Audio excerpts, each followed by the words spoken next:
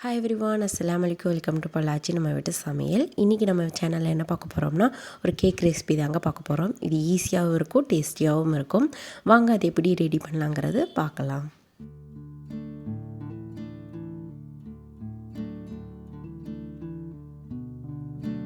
அதுக்கு ஒரு க்ளீனான ஒரு பவுல் எடுத்துக்கலாம். அதில் ஒரு கப் அளவு நான் மைதா மாவு எடுத்துருக்கேன். நல்லா சலிச்சு எடுத்துக்கோங்க. ஒரு 3 டைம் நல்லா சலிச்சு எடுத்துக்கோங்க. அது கூட 1 டீஸ்பூன் அளவு பேக்கிங் பவுடர் ஆட் பண்ணிக்கோங்க. 1/2 டீஸ்பூன் அளவு பேக்கிங் சோடா ஆட் பண்ணிக்கலாம். அதுக்கப்புறம் ஒரு பிஞ்ச் அளவு உப்பு சேர்த்து நல்லா சலிச்சு எடுத்துக்கோங்க. ஒரு 3 டைம் சலிச்சு எடுத்துக்கோங்க. அப்போ தான் வந்து உப்பு, பேக்கிங் பவுடர், பேக்கிங் சோடா எல்லாமே நல்லா மிக்ஸ் ஆகும். கெட்டிகள் இருந்தாலும் அப்படியே செப்பரேட்டாக வந்துடும். அதனால தான் இந்த மாதிரி சலிச்சு எடுத்துக்கிறோம்.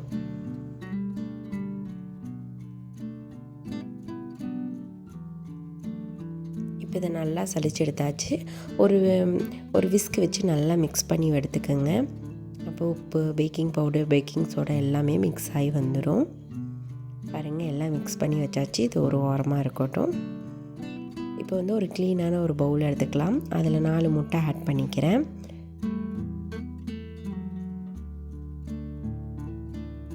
இப்போ இதை வந்து நல்லா பீட் பண்ணி எடுத்துக்கலாம். ஒரு 5 நிமிஷம் போல் நல்லா பீட் பண்ணி எடுத்துக்கலாம். இந்த மஞ்சள் கலராக இருக்கிறது லைட் எல்லோ கலராக மாறுற வரையும் நல்லா பீட் பண்ணி எடுத்துக்கோங்க.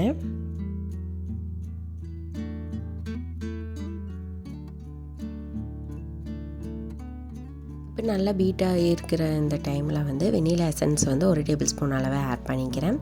நல்லா பீட் ஆகட்டும். இன்றைக்கி 3/4 கப் அளவு நான் சுகர் எடுத்திருக்கேன். பவுடர் சுகர் தாங்க. இது கொஞ்சம் கொஞ்சமாக ஆட் பண்ணி நல்லா பீட் பண்ணி எடுத்துக்கலாம். இந்த சுகர் போட்டு நம்ம பீட் பண்ணும்போது நல்லா வந்து எல்லோ கலர், லைட் எல்லோ கலராக மாறிட்டு வரும். 3 பேட்சாக மாற்றி நான் பிரித்து நான் சுகர் பவுடரை ஆட் பண்ணியிருக்கிறேன். நல்லா பீட் பண்ணிக்கிங்க. பாருங்கள், லைட் எல்லோ கலராக மாறிடுச்சு. இப்போ இதெல்லாம் மிக்ஸ் பண்ணி எடுத்து வச்சாச்சு. இப்போ வந்து சலிச்சு வச்ச மாவு பேட்டர் வந்து நம்ம மிக்ஸ் பண்ணிக்கலாம். இது வந்து நான் 3 பங்காக பிரித்து வச்சுருக்கிறேன். ஏன்னா 1 பை 1 வந்து நம்ம மிக்ஸ் பண்ணும்போது ஈஸியாக இருக்கும். ஒட்டுக்கா வந்து நம்ம கொட்டி மிக்ஸ் பண்ணும்போது வந்து கெட்டிகள் விழுந்துடும். அதனால தான் நம்ம வந்து 3 பங்காக நம்ம வந்து பிரித்து வச்சுருக்குறோம். இப்போ வந்து கட் அண்ட் ஃபுல் மெத்தடில் வந்து நம்ம மிக்ஸ் பண்ணிக்கலாம். அப்போ தான் வந்து கெட்டிகள் விழுகாதபடி நல்லா மிக்ஸ் ஆகும். ஏன்னா ஈவனாக மிக்ஸ் பண்ணால் தான் வந்து கேக் பேட்டர் வந்து சூப்பராக இருக்கும், நல்லா சாஃப்டாகவும் இருக்கும். கேக்குக்கும் பேஸானது தான். இதே ஃப்ளவரில் வந்து பைனாப்பிள், ஸ்ட்ராபெர்ரி எது வேணாலும் ஆட் பண்ணிக்கலாம். அந்த எசன்ஸ் பொறுத்து தாங்க இருக்குது. இப்போ பேலன்ஸ் இருக்க இந்த மாவையும் போட்டு நம்ம நல்லா மிக்ஸ் பண்ணிக்கலாம். நான் சொன்ன அளவுகளையே கண்டிப்பாக நீங்களும் ட்ரை பண்ணி பாருங்கள். பக்காவாக இருக்கும் கேக்கு. வரப்போகிற கிறிஸ்மஸ்க்கெல்லாம் வீட்லேயே செஞ்சு ட்ரை பண்ணி பாருங்கள். கண்டிப்பாக வீட்டில் இருக்கவங்களும் ரொம்ப சந்தோஷப்படுவாங்க. இப்போ எல்லாம் மிக்ஸ் பண்ணியாச்சு. நான் இங்கே வந்து 8 இன்ச்சு டின்னு வந்து நல்லா ஆயில் தடவி பட்டர் ஷீட் போட்டு நான் வச்சுருக்கிறேன். இப்போ அதில் வந்து ஊற்றிக்கலாம். இந்த பேட்டர் வந்து ஊற்றும் போது இந்த மாதிரி வரணுங்க. இதுதான் கரெக்டான பக்குவம். இப்போ இது நம்ம ஸ்டார்ட் பண்ணுறதுக்கு முன்னாடியே அவனை வந்து 180 டிகிரி செல்சியஸில் வந்து ஒரு 10 நிமிஷம் ஃப்ரீ ஹீட் பண்ணி வச்சுருக்கிறேன். இந்த மாதிரி மாவு பேட்டரெல்லாம் ஊற்றின பிற்பாடு ஒரு ஸ்டிக் வச்சு இந்த மாதிரி பண்ணிக்கிங்க. ஏர் பபிள்ஸ் இருந்தாலும் ரிலீஸ் ஆயிரும். அப்படி இல்லாட்டினா நல்லா டேப் பண்ணிங்கனாலே போதும், ஏர் பபிள்ஸ் எல்லாம் ரிலீஸ் ஆயிரும். இப்போ வந்து அவன் வந்து ஆஃப் ஆயிருச்சு. 10 நிமிஷம் போல் ஆயிடுச்சு. நம்ம உள்ளே தூக்கி வச்சிடலாம். இதே மாதிரி பாத்திரத்தில் நீங்கள் வைக்கிற மாரினா மீடியம் ஹீட்டில் வந்து 50 நிமிஷத்துலேருந்து 55 நிமிஷம் போல் ஆகும். மீடியம் ஹீட்டில் குக் பண்ணி எடுங்க. இப்போ இதில் வந்து 180 டிகிரி செல்சியஸ் கீழ் மேலே இருக்க ராடு வந்து நான் ஆன் பண்ணியிருக்கிறேன்.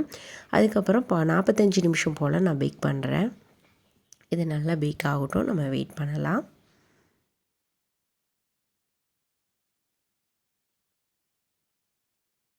ஒரு 45 நிமிஷம் போல் ஆச்சு. நல்லா வெந்துருச்சுங்க. பாருங்கள் எவ்வளோ சாஃப்டாக இருக்குதுன்னு. இது நல்லா ஆறின பிற்பாடு பட்டர் ஷீட்டை ரிமூவ் பண்ணிடலாம். இப்போ பாருங்கள் நல்லா ஆறிடுச்சு. இப்போ பட்டர் ஷீட்டெல்லாம் நம்ம ரிமூவ் பண்ணிடலாம். பாருங்கள், பட்டர் ஷீட்டு ரிமூவ் பண்ணும்போதும் ஒட்டாமல் எவ்வளோ அழகாக வந்திருக்குதுன்னு.